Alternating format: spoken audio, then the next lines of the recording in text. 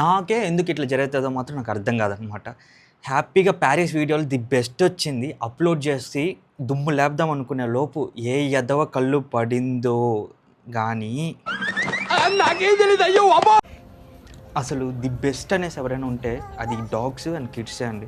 అందుకే నా ట్రిప్స్‌లో మ్యాక్సిమం పిల్లలు కనబడితే క్యాప్చర్ చేస్తూనే ఉంటాననమాట.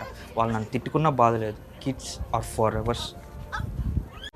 అసలు నా ఒక్కడికే ఇట్లా అంతా ట్విస్ట్‌లన్నీ జరుగుతాయా? మామూలుగా హ్యూమన్ లైఫ్‌లో అందరికి ఇట్లా జరుగుతాయా? నాకు అర్థం కాదనమాట. నా స్టోరీలు గాని సినిమా తీస్తే నా జీవితం ఒక డైలీ సీరియల్ అవుతుంది. రామాయణం మహాభారతం ఏమీ పనికిరావు. షాకులు, జలక్, ట్విస్టులు, దెబ్బ మీద దెబ్బ, ప్రతి సీను క్లైమాక్స్ లా ఉంటది. అసలు లైవ్ ఫొటోస్‌లో ఎక్స్ట్రాక్ట్ చేసిన వీడియోస్ ఇది అసలు. వీడియోలు అన్నీ పోయాయి ఫోన్‌లో. అసలు కంప్లెయింట్ ఇస్తా ఉంటే అసలు పట్టించుకోవట్లేదనమాట. నాకొచ్చే కోపం ఇన్నర్ ఫీల్ ఎలా ఉందంటే లిటరల్లీ 135 బీపీఎస్‌లో ఈ సౌండే వినబడుతోంది నా మైండ్‌లో.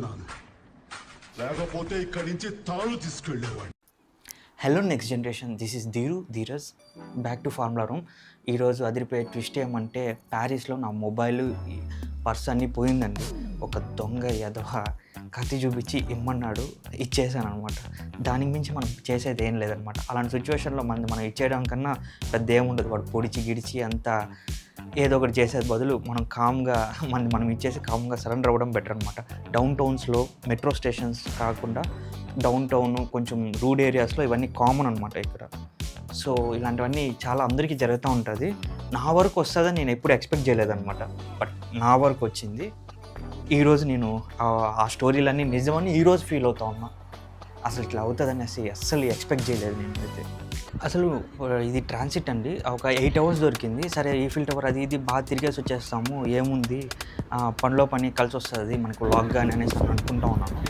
కాకపోతే నా మొబైల్ పర్స్ అని పోతుందని మాత్రం ఎక్స్పెక్ట్ చేయలేదు. వాడు వచ్చాడు, కత్తి చూపించాడు, ఇచ్చా అంటే ఇచ్చేసామన్నమాట.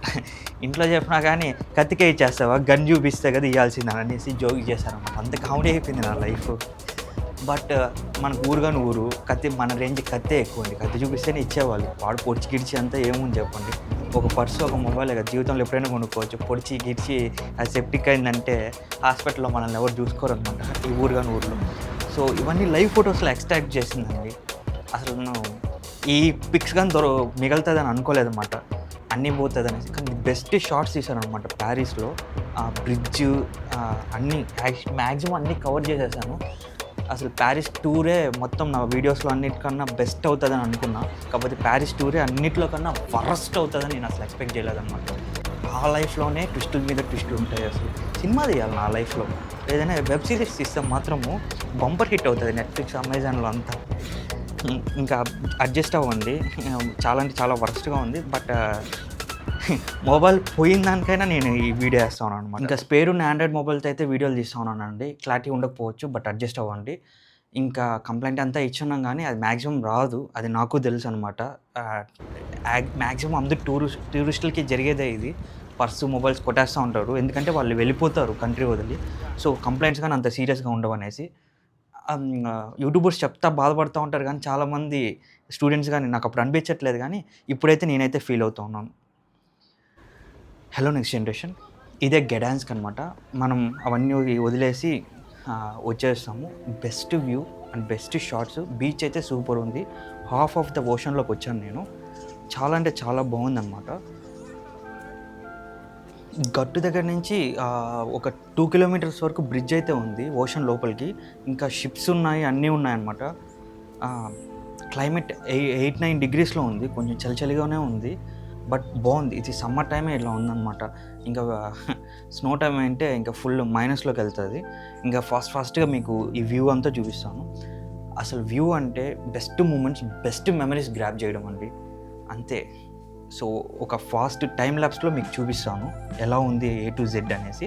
మళ్ళీ ఒక స్లో మోషన్ షాట్ చూపిస్తాను. అన్ని వ్యూస్ చాలా అంటే చాలా బాగుందన్నమాట ఇక్కడ. ఈ షిప్స్ హైర్ చేసుకోవాలంటే చేసుకోవచ్చు అనమాట, బట్ లిటిల్ బిట్ ఎక్స్పెన్సివ్. సీలో అంతా బాగా తిరగచ్చు. కానీ క్లైమేట్ అయితే యాజ్ యూజువల్ మనకి చాలా సహకరిస్తుంది. ఇక్కడ ఫేమస్ ఈ పైరేట్స్ ఆఫ్ కరేబియన్ షిప్పే అండి. చాలా బాగుంటుంది. నేను ఎక్కుదాం అనుకున్నాను కానీ ఎంట్రీ టికెట్ 3200 ఏమో చెప్పారనమాట. 32 యూరోసో 50 యూరోసో సంథింగ్ ఆ రేంజ్లో చెప్పారు. మనకి అసలే మొబైల్ పోగొట్టుకొని అంత కొంచెం బడ్జెట్లో ఉన్నాం అనమాట. ఇప్పుడు మనం దాన్ని ఎక్కి వీడియో అయితే కవర్ చేయలేము, ఓపెన్గా చెప్తాం. ఇదైతే బుడ్డది నాతో అయితే తిరిగి ఇది 3rd round 4th round. First 2 rounds నేను కవర్ చేయలేకపోయాను. నన్ను చూస్తుంది, నవ్వుతుంది, కింద పడిపోతుంది, చూస్తుంది, నవ్వుతుంది, కింద పడిపోతుంది అనమాట. భయంకరమైన బెస్ట్ షాట్ ఈ ట్రిప్లో ఇదే అనమాట. అసలు ట్రిప్ అన్నా మెమరీస్ అన్నా చకచక వెళ్ళిపోయినామా, ఏదో చూపించినామా, మనము ట్రిప్ ఓన్ తిరిగేసామా వచ్చేసామా అని కాదండి. కాసేపు అక్కడ ఉండి ఆ వెదరు లేదంటే అక్కడ ది బెస్ట్ మెమరీస్ గ్రాప్ చేసుకొని ఫీల్ అవడమే అండి. అది కొన్ని మెమరీస్ పోతే షార్ట్ లైఫ్లో మళ్ళీ రిటర్న్ మనం రీబ్యాక్ చేసుకోలేమన్నమాట. అందుకని ఎప్పుడైనా సరే ఇలాంటి వీడియో ఒకటైనా మనకు పడితేనే ఆ వ్లాగ్ అయినా సరే నా పర్సనల్ మెమరీస్ అయినా అయితే ఫుల్ఫిల్ అవుతుంది అనమాట.